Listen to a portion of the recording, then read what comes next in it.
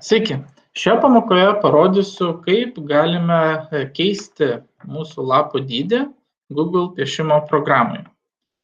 Tai visų pirma susikurkime piešinį. Dabar aš jau esu nuėjęs į Google diską. Tai naujas, daugiau, Google piešiniai.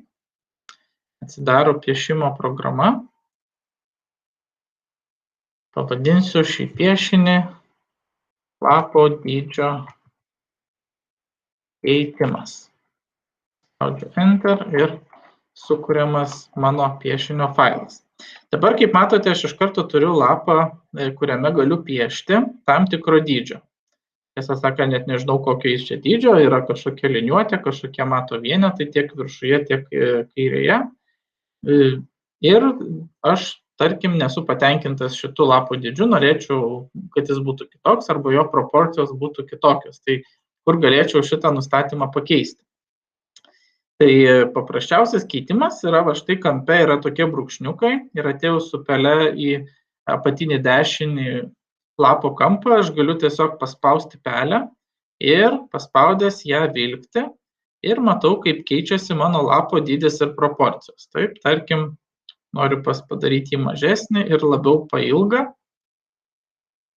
Ir kai jau pasiekiu tą formą lapo ar dydį, kokio noriu, aš tiesiog atleidžiu pelę. Dabar kas atsitinka automatiškai, tai dabar vizualiai atrodo, kad tas lapas padidėjo, iš tikrųjų jisai sumažėjo, bet jis tapo labiau priartintas. Tai programa automatiškai, jeigu lapas užima ne visą langą, jį priartina, kad užimtų visą langą, kiek įmanoma sutalpintų, kad mums būtų patogiau piešti. Tai reiškia, tai, ką mes matome, nebūtinai yra tikras lapo dydis.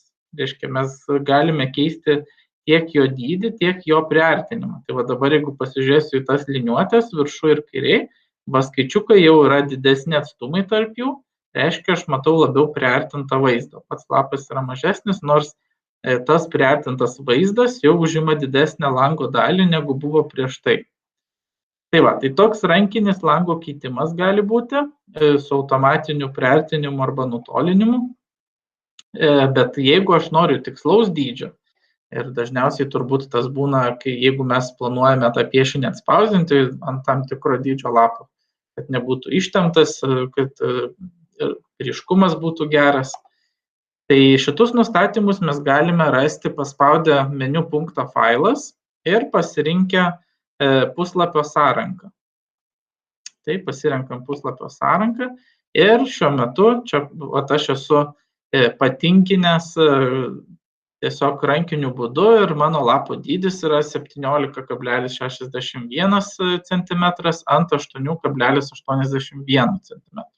Tai va šitie skaičiukai, kurie buvo mano liniuotėse viršų ir kairiai, reiškia centimetrus.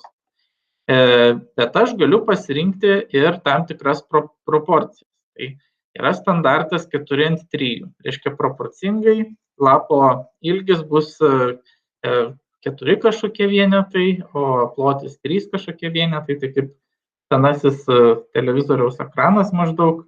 Naujasis plačiaekranis tai būtų 16:9 arba 16:10.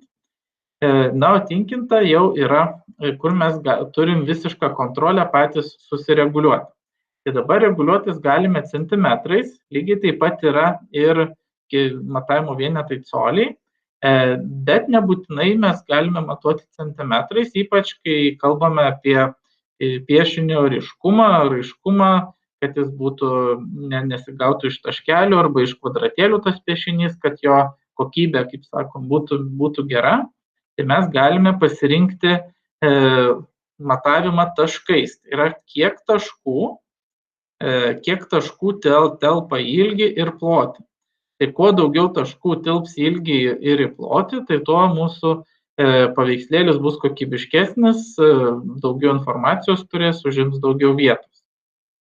Tai va, tai taškai arba pikseliai, tai yra tas mato vienetas, kuris jau nebekalba apie lapo dydį iš tikrųjų, bet kalba apie kokybę, kiek taškų sutilps į tam tikrą lapo dydį. Tai mes galime, jeigu norime tam tikros kokybės piešinio, rinktis taškus, jeigu norime tą piešinį planuojame kažkur spausdinti, rinktis tada lapą. Tai va, tai jeigu yra centimetrai ir mums reikia tam tikro lapo, tai galime tiesiog ant standartinio A4 lapo, kad gautųsi tas piešinys, tai galime tiesiog Google paieškoje suvesti A4 lapas ir susirasti, kiek centimetrų ant kiek centimetrų yra A4 standartas.